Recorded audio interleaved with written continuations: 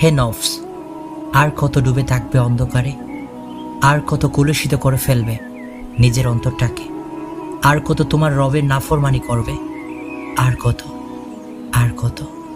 কবে হুঁশ ফিরবে তোমার? কবে বুঝবে তুমি? তুমি কি দেখোনি ভালো হয়ে যাওয়ার নিয়ত করে আর ভালো হয়ে ওটা হয়নি? এমন অনেকেরই, তারা আজ কবরে শুয়ে বলছে, রাব্বির জিওনি, রাব্বির জিওনি। হে আমার রব, আমাকে ফেরত পাঠান।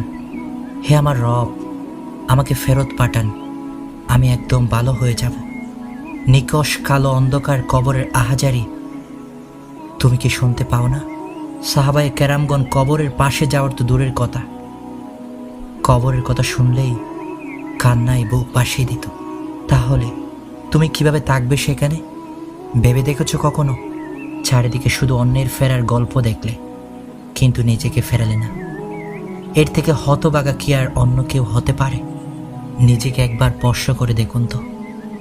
আমগ্র অন্ধকার ছেড়ে আলোর দুনিয়া এসে, নফসের গোলামি ছেড়ে, জাহেলিয়াতের জীবন ছেড়ে তবে ফেরা হোক রবের নীড়ে।